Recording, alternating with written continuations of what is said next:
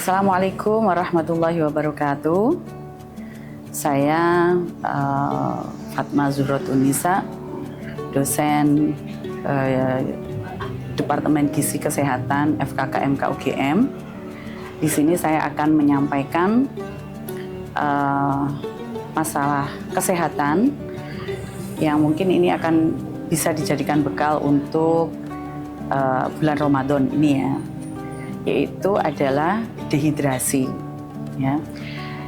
Jadi dehidrasi itu apa? Dehidrasi itu adalah kondisi tubuh di mana tubuh itu banyak kehilangan cairan, ya, ataupun dikatakan tubuh itu kekurangan cairan dan elektrolit.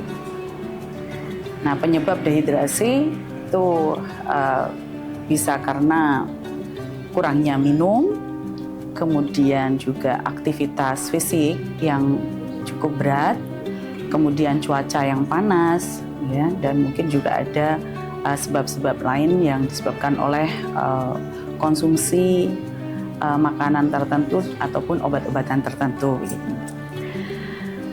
Nah, kondisi dehidrasi ini tidak bisa disepelekan ya, apalagi ini akan menghadapi bulan Ramadan di mana kita puasa dari menjelang subuh sampai maghrib ya. Nah, tentunya ini kita di sini di dalam puasa ini kita tidak makan dan minum. Nah, sehingga asupan makan dan minum kita harus cukup untuk menghadapi puasa ya. Nah, tentunya ini diharapkan pada saat sebelum puasa kita pastikan cairan atau asupan minuman kita itu tidak kurang. Karena kalau kurang, ini akan menimbulkan dehidrasi yang gejalanya itu mungkin kita menganggap itu adalah biasa ya. Jadi kalau kita mengalami haus, ini sudah namanya dehidrasi. Jadi kalau kita lelah, haus, pusing, ya, pening, berkunang-kunang, ini adalah gejala dehidrasi. Sehingga kalau tidak segera diatasi itu akan mengakibatkan shock ya, dan akan menyebabkan gagal ginjal ya. Ya, kemudian bisa juga karena dehidrasi ini ternyata bisa menaikkan kadar-kadar penting yang ada di dalam darah kita seperti kadar kolesterol, kadar gula darah, ureum ya, yang mana ureum ini menjadi indikator kesehatan ginjal kita. LDL ini bisa naik semua. Kalau kita kondisi pada saat mau cek darah itu dehidrasi, itu bisa naik. Nah, sehingga ini kalau dehidrasi ini tidak segera diatasi, itu akan menyebabkan kesakitan yang mendadak gitu ya, yang apalagi kok sampai terus-menerus, nah, tentunya ini akan membahayakan.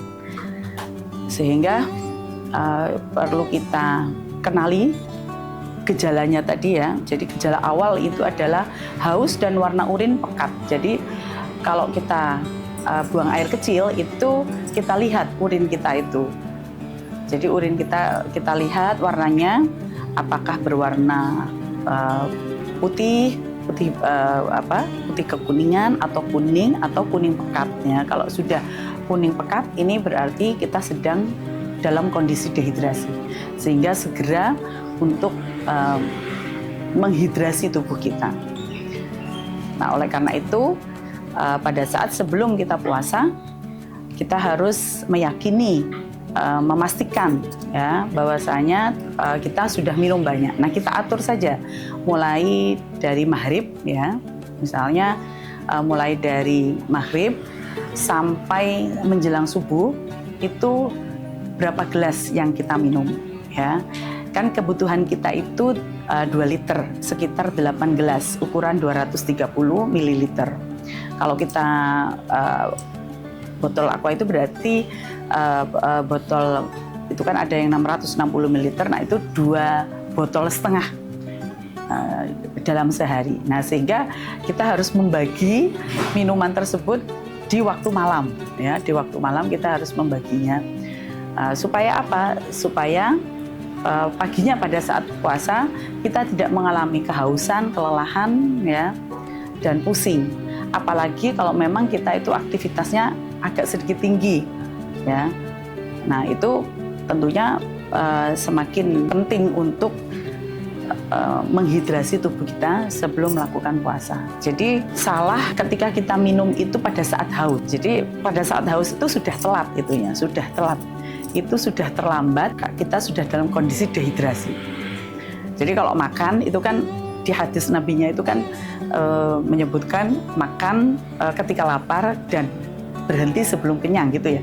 Tapi kalau untuk minum tidak ada aturan kok minum ketika haus gitu ya, tidak. Karena jadi minum ini adalah terus-terusan gitu ya, tanpa harus menunggu haus. Makanya kalau orang-orang di daerah dingin itu pasti akan sering mengalami dehidrasi karena cuaca juga tidak panas ya, sehingga mungkin kondisi tubuh kita itu tidak mengalami penguapan cairan yang ada di dalam tubuh kita. Tetapi kita tetap membutuhkan minuman itu gitu ya, karena nanti sistem metabolisme tubuh ini akan sudah akan mengatur.